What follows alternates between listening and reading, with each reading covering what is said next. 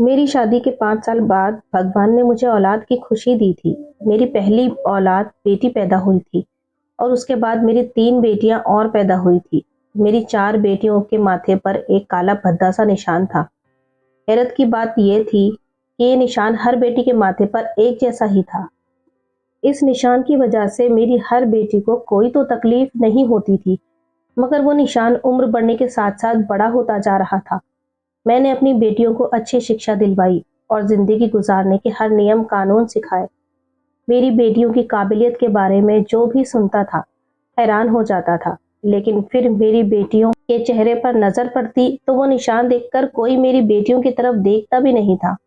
अब मेरी बेटियां बड़ी हो गई और मैं अपनी बेटियों की शादी एक साथ करना चाहती थी, मगर मेरी बेटियों का कहीं भी रिश्ता नहीं हो रहा था। फिर अचानक एक करोड़पति औरत हमारे घर आई। उसके 4 बेटे थे और वह अपने चारों बेटों के लिए मेरी बेटियों का रिश्ता मांगने लगी। मेरे लिए ये बात खुशी की भी तो थी और हैरानी की भी। उस औरत ने मुझे बताया कि उसको ऐसी लड़कियां चाहिए जो बहुत ही समझदार और पढ़ी लिखी हो और उनमें मिलनसार, कूट कूट कर भरी हो, जो मेरे परिवार को जोड़ कर रख सके। मैं ऐसी बहुएं चाहती थी जो आपस में सगी बहनें हों, जिसकी वजह से मेरा परिवार बना रहे और उसमें फूट ना पड़े। जबकि शक्ल सूरत की उस औरत को या उसके बेटों को कोई परवाह नहीं थी और उसने बहुत लोगों को ऐसा रिश्ता ढूंढने को बोला हुआ था। तो किसी ने उस औरत को मेरी बेटियों के बारे में बताया। उस औरत के कहने के अनुसार मेरी बेटियां बिल्कुल वैसी ही थी जैसी बहू वो औरत चाहती थी। उस औरत ने मेरी बेटियों को भी बहुत प्यार किया था। उसके चारों बेटे बहुत ही सभ्य संस्कारी लड़के मालूम हो रहे थे। फिर थोड़ी बहुत छानबीन करने के बाद मैंने उस औरत को हाँ कह दी। अब मेरी खुशी का कोई ठिकाना न था। मैंने भगवान से प्रार्थना की कि मेरी बेटियां हमेशा खुश रहे और मैंने भगवान का धन्यवाद भी किया कि मेरी चारों बेटियां एक ही घर में जा रही थी। चारों बहनें मिलकर आपस में रहेंगी और एक दूसरे का ख्याल भी रखेंगी। और फिर मैंने अपनी बेटियों को उनके ससुराल विदा कर दिया। मेरी बेटियों की शादी बहुत धूमधाम से हुई थी। मेरी बेटियों की सास ने शादी में कोई भी कमी नहीं छोड़ी थी। शादी के बाद बेटियां अपने घर में बहुत खुश थी, मगर एक बात अजीब थी कि मेरी बेटियों की सास मेरी बेटियों को मेरे पास नहीं भेजती थी। मैं जब भी फोन पर बात करती तो मुझे ऐसा लगता कि जैसे कोई उनके सर पर सवार होकर बात कर रहा है। मैं अपनी बेटियों से पूछती कि तुम अपने ससुराल में खुश तो हो ना, तो वो हाँ में जवाब देती, लेकिन मुझे उनके बोलने के अंदाज में कोई भी खुशी महसूस नहीं होती थी। मुझे चिंता होने लगी थी। शादी को अभी एक ही महीना हो पाया था और इस एक महीने में मेरी एक भी बेटी मेरे घर मुझसे मिलने नहीं आई थी। तो मैंने सोचा क्यों ना मैं ही अपनी बेटियों से मिलने चली जाऊं। मैंने फोन करके अपनी बेटियों से कहा कि मैं तुम लोगों से मिलने आ रही हूँ, लेकिन मेरी चारों बेटियों ने सख्ती से मना कर दिया कि मम्मी आप यहाँ पर मत आना, हम खुद ही आपसे मिलने आएंगे। लेकिन शादी को 1 साल गुजरने वाला था। ना ही वो मुझसे मिलने आई थी और ना ही मुझे अपने घर आने देती थी। अब मैंने सोच लिया था कि मैं बिना बताए उन लोगों से मिलने जाऊंगी, लेकिन उनकी नौबत ही नहीं आ पाई, क्योंकि मैं अभी जाने के बारे में सोच ही रही थी कि अगले दिन ही मेरी बड़ी बेटी मर गई। मेरी बड़ी बेटी के पति ने बताया कि अचानक से नीचे गिरने की वजह से मेरी बेटी के सर पर चोट लगी थी और वो मर गई थी। मैं अपनी बड़ी बेटी की मौत से टूट कर रह गई थी। शादी के 5 साल बाद मेरी ये बेटी पैदा हुई थी। कितने अरमानों से और कितने प्यार से मैंने इसको अपनी गोद में पहली बार उठाया था। जब नर्स ने उसे मेरी गोद में दिया था तो खुशी के मारे मेरी आंखों से आंसू निकल पड़े थे। और आज वो मेरी बेटी शादी के 1 साल बाद ही इस दुनिया को छोड़कर चली गई थी और मुझे पता भी नहीं था कि उसे क्या हुआ था। मैं तड़प रही थी, रो रही थी। अभी मैं अपनी बेटी के गम से निकली भी नहीं थी कि दूसरे महीने मेरी दूसरी बेटी भी मर गई। इस बार मुझे उन लोगों पर शक हो गया और राज जानने के लिए मैं अपनी बेटियों के घर चली गई। मगर उस रात बेटी को देखकर मेरा कलेजा फट गया, क्योंकि मेरा नाम अनीता है। मेरा संबंध अच्छे खाते पीते घराने से था। हम 2 बहनें थीं और हमारा एक ही भाई था। मेरे पापा बैंक में मैनेजर थे। हमारा बहुत ही खुशहाल परिवार था। हमारे माँ बाप ने हमें बहुत ही लाड प्यार से पाला था। मैं बीए की छात्रा थी तब मेरा पहला रिश्ता आया। ये रिश्ता मेरे ही प्रोफेसर ने भेजा था। वो हमें पढ़ाते थे। प्रोफेसर विकास का मेरे लिए ये रिश्ता आना मुझे बहुत ही परेशान कर रहा था। मुझे लग रहा था कि कहीं मेरे माँ बाप इस रिश्ते को गलत नज़र से ना देखें, कहीं मेरे माँ बाप ये ना समझें कि मैं पढ़ाई करने के बहाने वहाँ प्यार की पुइंगे बनाने जाती हूँ। मगर मेरे माँ बाप ऐसे पुराने ख्यालात के नहीं थे। उन्होंने मुझे कुछ भी नहीं कहा था, मगर इस रिश्ते से उन्होंने इनकार कर दिया। पापा ने कहा कि मैं अपनी बेटी के रिश्ते के लिए अपने दोस्त को ज़बान दे चुका हूँ और उसी के बेटे से अपनी बेटी की शादी करूंगा। प्रोफेसर विकास के माँ बाप चुपचाप चले गए थे, मगर शायद प्रोफेसर को मेरे माँ बाप का इनकार करना अच्छा नहीं लगा था। तभी कुछ दिनों बाद प्रोफेसर के माँ बाप फिर से हमारे घर आए। इस बार विकास के माँ बाप ने इस रिश्ते के लिए बहुत ज़्यादा हाथ पैर जोड़े। कहने लगे, हमें हर हाल में ये रिश्ता चाहिए। एक अच्छी बात यह थी कि विकास के दिल में चाहे जो भी था, उन्होंने मुझसे कभी भी ऐसी कोई बात नहीं की और ना ही करने की कोशिश की और ना ही मेरी तरफ कभी ऐसी नज़र से देखा था। और यही बात मैंने अपने माँ बाप को भी बता दी थी ताकि वो मुझ पर शक ना करें। मेरे पापा इस बार भी इनकार करना चाहते थे, मगर मेरी माँ ने मेरे पापा को चुप करवाया और विकास के माँ बाप से सोचने के लिए समय ले लिया। उनके चले जाने के बाद मेरे पापा ने जब मेरी माँ से कहा कि मैं अपनी बेटी का रिश्ता उस प्रोफेसर से नहीं करना चाहता, तो तुमने क्यों उनसे सोचने का समय मांगा? मेरी माँ ने मेरे पापा को समझाया कि अपने हो या गैर, बस लड़का अच्छा होना चाहिए और वैसे भी बेटियों की जितनी जल्दी शादी हो जाए उतना ही अच्छा। और वैसे भी प्रोफेसर विकास बहुत ही अच्छी तबीयत का मालिक है और बहुत ही संस्कारी लड़का है, इसलिए अच्छा रिश्ता हाथ से मत जाने दें। और फिर आपके दोस्त का बेटा नितिन, वो तो अभी पढ़ रहा है, पढ़ाई पूरी करने के बाद नौकरी ढूंढेगा या फिर कोई बिजनेस करेगा, उसमें बहुत टाइम लग जाएगा।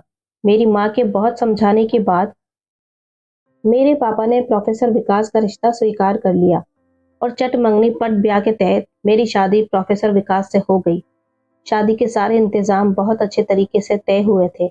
ये तो मुझे शादी के बाद पता चला कि ये शादी तो सिर्फ विकास की मर्जी से हुई थी, जबकि उसके माँ बाप और भाई बहन सभी इस रिश्ते के सख्त खिलाफ थे, क्योंकि उनके यहाँ शादी बचपन में ही तय कर दी जाती थी।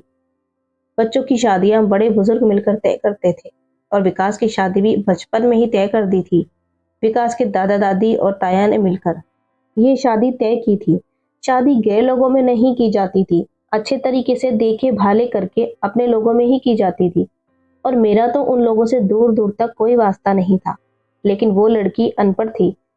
मगर मेरे पति विकास ने जिद करके अपनी पसंद से मुझसे शादी की थी। मेरे पति को पढ़ी लिखी लड़कियां अच्छी लगती थी, जबकि उनकी माँ एक अनपढ़ लड़की से शादी करवाना चाहती थी। मेरे पति अपने माँ बाप के सबसे बड़े बेटे थे और अपने माँ बाप के बहुत लाडले भी थे। इसलिए जब विकास ने दूसरी बार रिश्ता मांगने की जिद की, तो साथ में अपने माँ बाप से ये भी कह दिया कि अगर अब की बार उन्होंने लड़की के माँ बाप को मनवा कर हाँ नहीं करवाई, तो मैं अपनी जान ले लूंगा। और अब उनके माँ बाप कुछ भी सहन कर सकते हैं, मगर औलाद की मौत नहीं। इस तरह मेरे पति के माँ बाप भी अपने बेटे की धमकी से डर गए थे और दूसरी बार मेरे माँ बाप से मेरा हाथ मांगा। और जब रिश्ता हुआ तो मेरे पति के खानदान वालों ने बहुत बवाल किया था और नाराजगी का इजहार भी किया था। यहाँ तक कि उनके घर में झगड़ा भी हुआ था। मेरे सास ससुर ने अपने खानदान वालों को मनाने और समझाने की बहुत कोशिश की, लेकिन वो अपने बेटे की जिद के आगे मजबूर हो गए थे।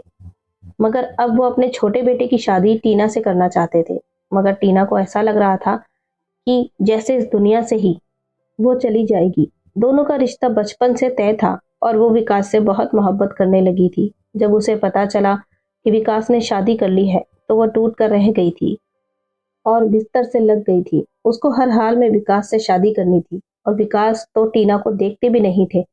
इस तरह मेरे ससुराल वालों की सारी कोशिश बेकार गई और मेरे पति के ददियाल वालों ने सारे रिश्ते खत्म कर दिए। उन्होंने मेरी ननद के रिश्ते भी तोड़वा दिए, जो उन्होंने बचपन में करवाए हुए थे। मेरे ससुराल वाले सारे फसाद की जिम्मेदार मुझे समझते थे, इसलिए कोई भी मुझे सीधी मुंह बात नहीं करता था, जबकि इस सब में मेरा कोई दोष नहीं था और ना ही मुझे किसी भी बात की जानकारी थी। विकास मुझसे शादी करना चाहते थे और मुझसे शादी करने के लिए मेरे पति ने पूरे खानदान और घर वालों को नाराज कर दिया था। मैंने अपने ससुराल में अपनी जगह बनाने की बहुत कोशिश की और लोगों का दिल जीतने की हर मुमकिन कोशिश की, मगर किसी ने मेरी कोशिश का सिला नहीं दिया। वो मुझे मुजरिम समझते रहे। मैं अपनी इस सूरत से बहुत परेशान थी। मैं अपने ससुराल वालों से बुरे व्यवहार को सहन नहीं कर पा रही थी और सबकी नफरत से मेरा दिल बहुत दुखता था। लेकिन मेरे पति मुझे तसल्ली देते कि कुछ समय के बाद सब कुछ ठीक हो जाएगा, तुम्हें चिंता करने की कोई ज़रूरत नहीं, बस इन सबको उनके हाल पर छोड़ दो। मेरे पति बहुत ख्याल रखते थे मेरा, और मेरा बहुत सम्मान भी करते थे। अपने पति की दी हुई चाहत और सम्मान की खातिर मैं अपने ससुराल वालों की हर तरह के बुरे व्यवहार को बर्दाश्त करने लगी और दिलो जान से अपने ससुराल की सेवा सम्मान करती रही। इसी तरह समय गुजरने लगा और शादी को 1 साल हुआ तो मेरी सास ने मुझे बच्चे के बारे में सवाल जवाब करना शुरू कर दिया कि तुम्हारी गोद अभी तक खाली क्यों है। हमारे यहाँ तो साल भर के अंदर ही गोद में बच्चा आ जाता है। अपनी सास की बात सुनकर मैं खामोश हो जाती। अब मैं उन्हें इस बात का क्या जवाब देती जो मेरे बस में ही नहीं था। भगवान जब चाहे मुझे औलाद दे सकता है। सास की सवालिया नज़रों से मैं परेशान थी, यहाँ तक कि मैं बीमार भी रहने लगी थी। विकास ने अपने घर वालों से कहा कि आप कोई भी औलाद के लिए मेरी पत्नी से सवाल जवाब ना करें, क्योंकि मैं अभी औलाद चाहता ही नहीं। मेरे पति की बात सबको गलत लग गई थी। हालांकि ये बात सच नहीं थी। मेरे पति भी औलाद की चाहत रखते थे, मगर मेरी खातिर उन्होंने अपने घर वालों से झूठ बोला था। फिर कुछ समय गुजरा तो मेरे पति ने मेरी नंदों का रिश्ता दूसरी जगह तय कर दिया, जिससे मेरी नंदों का व्यवहार मेरे प्रति कुछ अच्छा हो गया था। और फिर मेरी शादी के 3 सालों में मेरी दोनों नंदे अपने घरों को ब्याह कर चली गई, लेकिन मेरे सास ससुर पोते पोती की चाहत लिए इस दुनिया से विदा हो गए। मेरे ससुर को बिजली का करंट लगा और हड़बड़ाहट में मेरी सास उन्हें बचाने के लिए उन्हें पकड़कर खींचने लगी। बिजली का करंट बहुत ही तेज था।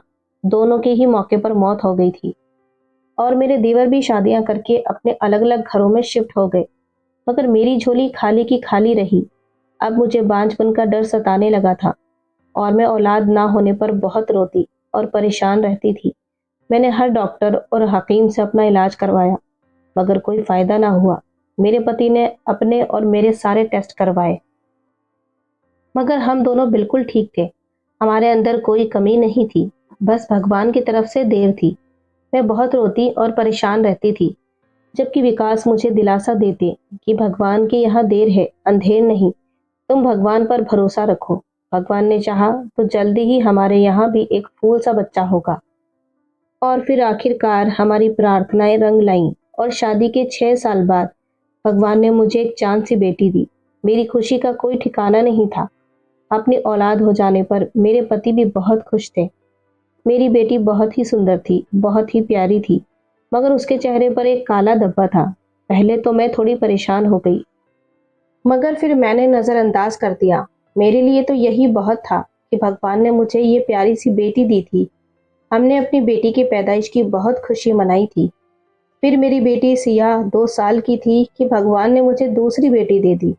मेरी दूसरी बेटी तो सिया से भी ज़्यादा सुंदर थी, लेकिन हैरानी की बात यह थी कि उसी तरह का काला धब्बा था जैसे सिया के चेहरे पर था। मुझे इस बात ने बहुत परेशान किया था कि तुम इस तरह उदास होकर अपने भगवान को नाराज कर रही हो। भगवान का धन्यवाद करो कि उसने हमें कितनी प्यारी बच्चियां दी हैं। अपने पति की ये बात सुनकर मैंने अपने दिलो दिमाग से वहम निकाल दिया और अपनी जिंदगी में खुश रहने लगी।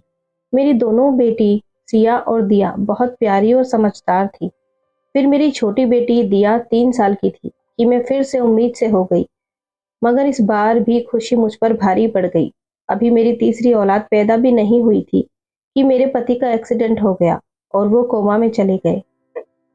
3 महीने तक अस्पताल में इलाज करने के बाद भी मेरे पति की हालत में कोई सुधार नहीं हो रहा था। मेरे पापा उन्हें घर ले आए। मेरी खुद की हालत ठीक नहीं थी, लेकिन फिर भी मैंने अपने पति की देखभाल दिलो जान से की कि मेरे पति की सांसें चल रही हैं। दिल में एक उम्मीद थी और बहुत जल्दी ठीक हो जाएंगे। मैं रोज उन्हें बताती कि आज हमारी बेटियों ने क्या क्या किया है। उन्हें पूरे घर की रूटीन बताती। मुझे लगता था कि वो मेरी सारी बातें सुन रहे हैं, बस वो मुझसे बात नहीं कर सकते। विकास के साथ हुए इस हादसे ने मेरे ऊपर कयामत तोड़ कर रख दी थी। मेरे माँ बाप और मेरे भाई बहन मुझे बहुत सहारा देते थे, लेकिन मेरे ससुराल वालों में से किसी ने मेरा साथ नहीं दिया था। बस दुनिया को दिखाने के लिए मेरा साथ दिया था और फिर कुछ ही समय के फौरन बाद ही मुझे पूरी तरह बायकॉट कर लिया था। उनको मेरी या मेरे बच्चों की कोई चाहत नहीं थी। वो लोग विकास की खातिर ही बर्दाश्त करते थे। अब जबकि विकास की ये हालत थी, तो उन्होंने हम लोगों को पूरी तरह छोड़ दिया था। इस तरह मैं अपने ससुराल वालों से बिल्कुल कट कर रह गई थी। और फिर मेरे पति के कोमा में चले जाने के 4 महीने बाद मैंने 2 जुड़वा बेटियों को जन्म दिया। मगर उनके चेहरे देखकर मुझे फिर से एक जोरदार झटका लगा। मैं बेहोश हो गई थी। मेरे दिमाग ने काम करना बंद कर दिया था। ऐसा लग रहा था जैसे उन चारों को जानबूझकर एक जैसा काला धब्बा लगाया गया हो। मगर मेरे पापा ने मेरे इस ख्याल पर मुझे टोका। बोले कि ये तो भगवान का दिया हुआ काला धब्बा है, ये किसी इंसान का लगाया हुआ नहीं है। तुम्हारी बच्चियों के चेहरे पर ये काला धब्बा देखकर तो यही लगता है कि भगवान ने तुम्हें ये तुम्हारे पति की कोई सजा दी है। शायद तुम्हारे पति ने टीना का दिल दुखाया था। शायद यही सजा भगवान ने उसकी बेटियों की सूरत में दी है। तुम भगवान से अपने से गलत ख्यालात की माफी मांगो और अपनी बच्चियों को बहुत अच्छी तरह पालना। मुझे भी अपने पापा की बात समझ आ गई थी। मैंने 1-2 बार कोशिश की कि मैं टीना से मिलकर उससे माफी मांगूं, मगर मेरी ननद और देवरानी ने मेरी बात नहीं सुनी, तो मुझसे मिलने से साफ मना कर दिया था। और फिर मैंने भी अपना मामला भगवान पर छोड़ दिया था और अपनी बेटियों की परवरिश में लग गई थी। उनकी अच्छी जिंदगी के लिए मैंने अपने पति की जगह नौकरी कर ली। समय गुजरता रहा और मेरी बेटियां जवान हो गई। इतने सालों में विकास की हालत में जो सुधार आया था, वो ये था कि बस उन्होंने अपनी आंखें खोली थी। बाकी वो कुछ भी बोल नहीं सकते थे, ना ही अपने शरीर का कोई हिस्सा हिला सकते थे। मेरे लिए यही बहुत था कि वो मुझे देख सकते थे और अपनी बेटियों को भी बड़े होते देख सकते थे। मैंने उनकी आंखों में कभी बहुत बेबसी देखी थी, लेकिन मैं उन्हें हिम्मत देती कि आप बिल्कुल भी चिंता न करें, मैंने आपकी बेटियों की बहुत अच्छी परवरिश की है। मेरी बात सुनकर उनकी आंखों में थोड़ी सी चमक उभर आती थी। मैंने सच में अपनी बेटियों की बहुत अच्छी परवरिश की थी और बहुत ही अच्छी शिक्षा दिलवाई थी और घर पर भी सारे काम सिखाए थे। लेकिन जब उनके रिश्ते की बात आती, तो ये सारे हुनर और पढ़ाई लिखाई छुप जाते।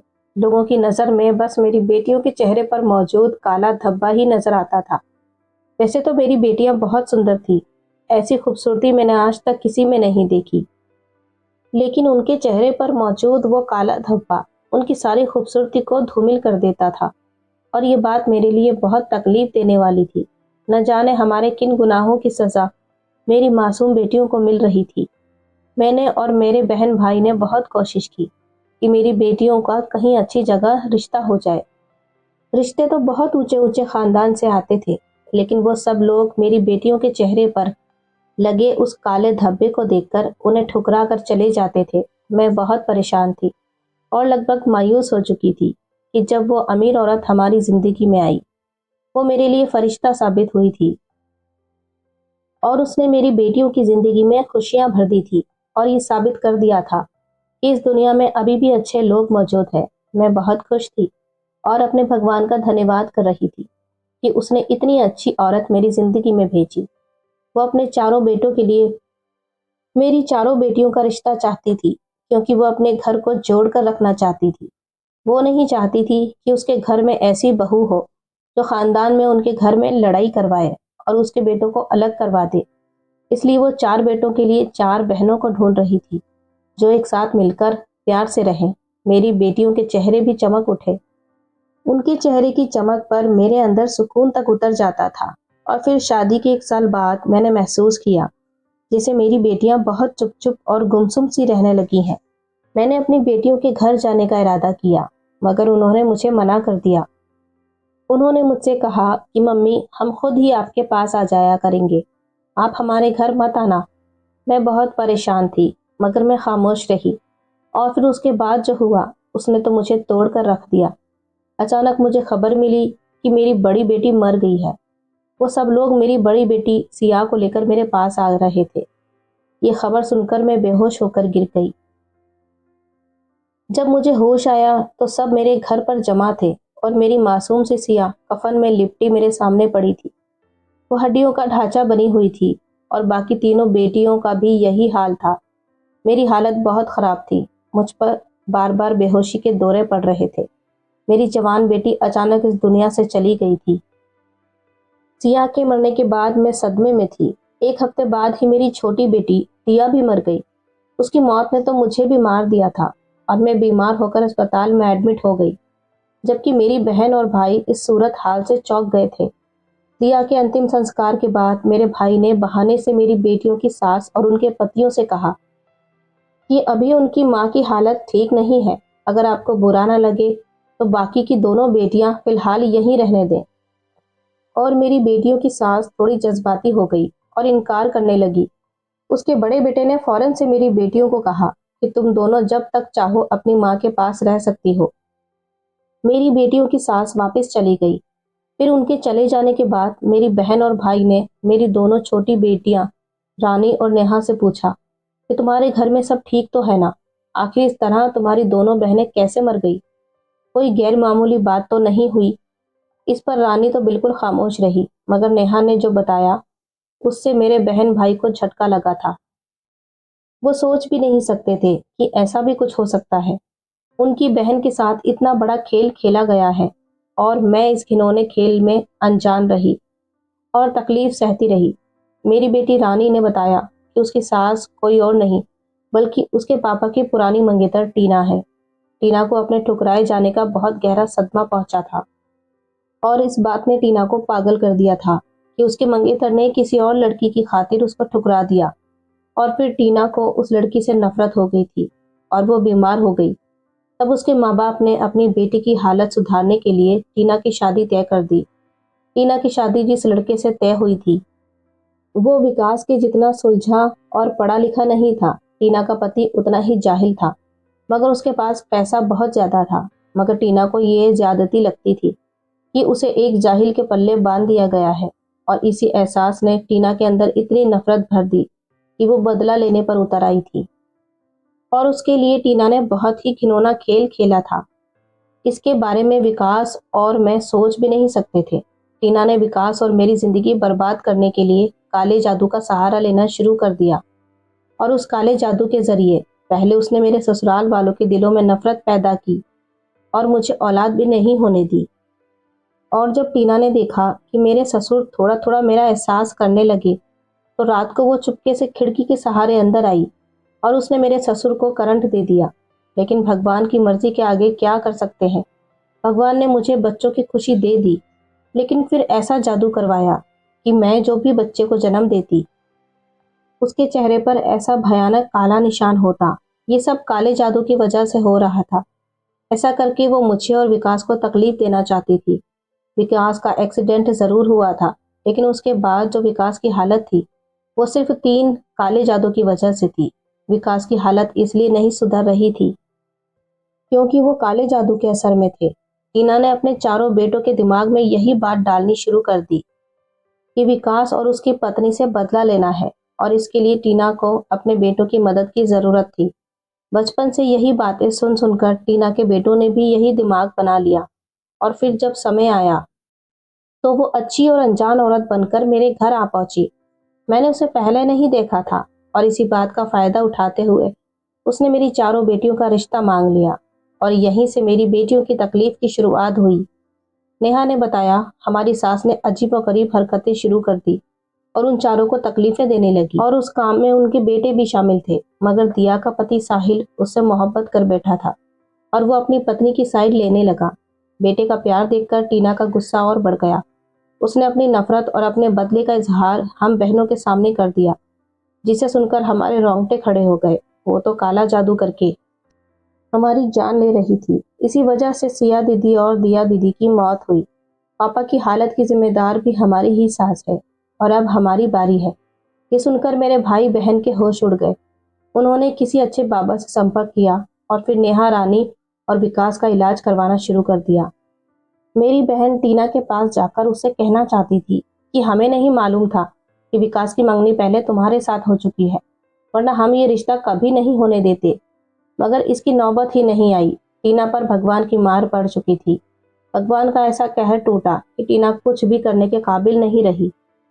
एक बार जब टीना सो रही थी तो मेरी दूसरी बेटी दिया के पति साहिल ने पूरे घर पर तेल छिड़ककर घर को आग लगा दी, जिसमें खुद साहिल और उसके तीनों भाई और टीना जलकर मर गए, क्योंकि दिया का पति साहिल उससे मोहब्बत करने लगा था और वो उसकी अचानक मौत पर पागल हो गया था और उसे मालूम हुआ कि उसकी पत्नी की मौत उसकी माँ की वजह से हुई है। तब से वो पागल हो गया था और अपने घर वालों की जान ले ली। अकेली नहीं मरी थी, क्योंकि दिया प्रेग्नेंट थी। उसके साथ बच्चा भी था जो साहिल को डबल तकलीफ दे रहा था। मुझे इस हादसे से बहुत अफसोस और दुख हुआ था। टीना की वजह से मेरी दो बेटियां भगवान को प्यारी हुई और इस तरह मेरी छोटी दो बेटियों की जान बच गई। जैसे ही काले जादू का असर टूटा, मेरे पति विकास की हालत भी सुधरने लगी थी और अब वो बिल्कुल ठीक हो गए थे। जब उन्हें अपनी दोनों बेटियों के मरने की खबर मिली तो वो बहुत रोए। वो अपनी दोनों बेटियों की मौत का जिम्मेदार खुद को मान रहे थे। उनका कहना था, अगर मैं टीना के साथ जिद ना करता तो शायद मेरी बेटियां ना मरती। लेकिन मैंने उन्हें समझाया कि ये सब टीना की गलती थी, आपकी नहीं। आपने टीना को शादी के बाद नहीं छोड़ा था, बल्कि पहले से ही उस रिश्ते को तोड़ दिया था। अब मेरी दोनों बेटियां रानी और नेहा मेरे पास रहती है। उनकी हालत बहुत खराब हो चुकी थी, लेकिन अब धीरे धीरे उनकी हालत सुधरने लगी है। आखिर में बस इतना कहूंगी कि भगवान के लिए अपने दिलों को साफ रखें। किसी के लिए दिल में इतनी नफरत ना पालें कि उस नफरत का जहर इंसानियत को ही खत्म कर दे। इंसान नफरत की आग में इस कदर अंधा हो जाता है कि अपना ही नुकसान कर बैठता है। ये कहानी आपको कैसी लगी कमेंट करके जरूर बताएं। पसंद आई हो तो लाइक करें, चैनल को सब्सक्राइब करें। Thanks for watching.